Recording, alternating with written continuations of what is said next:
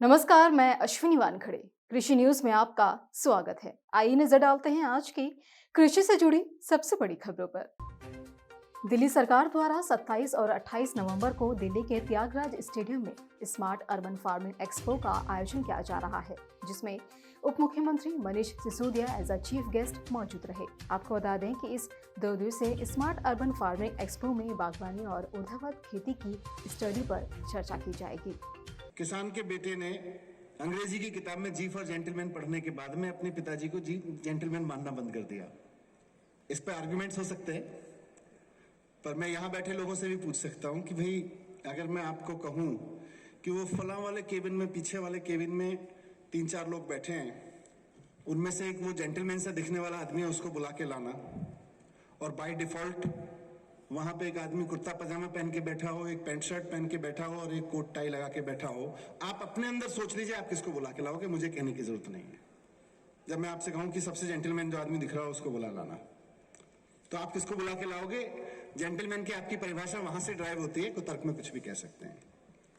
तो कहने का मतलब मेरा यह था कि पहनावों ने, टेक्नोलॉजी ने, साइंस में हुई प्रोग्रेस ने प्रकृति में हुई प्रोग्रेस और किसान के काम को नीचे कर दिया।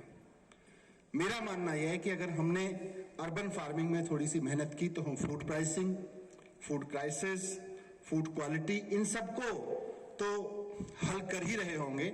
दिल्ली जैसी जगहों पर और बड़े बड़े शहरों में हम किसान के सम्मान को भी वापस ला रहे होंगे। अगले 2 महीने में भारत 20 से 25 लाख टन गेहूं का निर्यात करेगा। इस साल भारत से काफी मात्रा में गेहूं का एक्सपोर्ट हो रहा है। एक अनुमान के मुताबिक इस साल भारत बीते 7 सालों में सबसे अधिक निर्यात कर सकता है। इसके पीछे की वजह यह है कि अन्य देशों के मुकाबले भारतीय गेहूं की कीमत प्रतिस्पर्धी बनी हुई है और इसी कारण यहाँ के गेहूं को ज्यादा खरीदा जा रहा है। देश में खाद की कमी के बीच किसानों के लिए राहत की खबर है। दरअसल केंद्रीय उर्वरक मंत्रालय ने 16 लाख टन यूरिया के आयात को मंजूरी दे दी है। आपको बता दें कि मोदी सरकार के इस फैसले से खाद की कमी से जूझ रहे किसानों की परेशानी दूर होने की उम्मीद है। साथ ही देश में अभी रबी फसल की बुआई चरम पर है और अलग अलग राज्यों से किसान खाद की कमी की शिकायत कर रहे हैं। सरकार ने कहा कि देश के उत्तरी राज्यों में टमाटर की नई फसल की आवक के साथ दिसंबर में इसके भाव नरम पड़ने की उम्मीद है। ऐसे में टमाटर का अखिल भारतीय औसत खुदरा मूल्य बेमौसम बारिश के कारण पिछले साल की तुलना में 63% बढ़कर 67 रुपए प्रति किलो हुए हैं। तो वहीं प्याज के मामले में खुदरा कीमत साल 2020 और साल 2019 के स्तर से काफी नीचे आ गई है।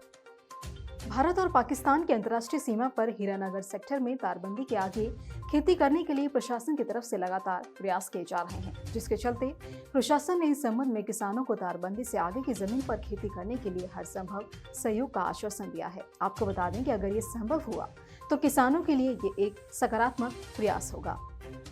सिरमौर जिले के कृषि विज्ञान केंद्र धौलाकुआं में स्थापित अत्याधुनिक स्वचालित मौसम केंद्र आधिकारिक रूप से शुरू हो गया है। इस मौसम केंद्र के शुरू होने से किसानों को मौसम की सटीक जानकारी मिलेगी। साथ ही किसानों को बीज की बुआई सहित अन्य काम करने के लिए मौसम के पूर्वानुमान की जानकारी भी दी जाएगी। जम्मू कश्मीर के किसान अब अमेज़न फ्रेश पर अपनी सब्जियां बेच सकेंगे। इस संबंध में अमेज़न की टीम के साथ जम्मू के कृषि निदेशक के शर्मा ने बैठक की और उन्होंने बताया कि इस तरह के बाजार से किसानों को अपने पैदावार की अमेज़न पर सीधी बिक्री की सुविधा मिलेगी, जिसके चलते किसान और खरीदार को ज्यादा लाभ मिलेगा और लोगों को भी सस्ते दाम में सब्जियां घर बैठे उपलब्ध हो सकेंगी। उत्तर प्रदेश के फतेहपुर जिला स्तरीय रबी गोष्ठी और तिलहन मेले का आयोजन कलेक्ट्रेट के गांधी मैदान में हुआ, जिसका शुभारंभ जिला पंचायत अध्यक्ष अभय प्रताप सिंह, विधायक सदर विक्रम सिंह और डीएम अपूर्व दुबे ने किया। आपको बता दें कि मेले में किसान उत्पादक संगठनों और कृषि से संबंधित विभागों ने स्टॉल लगाकर खेती किसानी की नई विधियां बताई हैं। पुडुचेरी में शुक्रवार देर रात हल्की बारिश हुई। मौसम विभाग के अनुसार केंद्र शासित प्रदेश में 26 से 29 नवंबर तक बारिश जारी रहेगी। तो वहीं मौसम विभाग ने चेन्नई के लिए येलो अलर्ट भी जारी किया है। साथ ही विभाग ने निचले इलाकों में रहने वाले लोगों को भी सतर्क रहने की चेतावनी दी है। इसी तरह की अन्य खबरों के लिए जुड़े रहिए कृषि जागरण के साथ। धन्यवाद।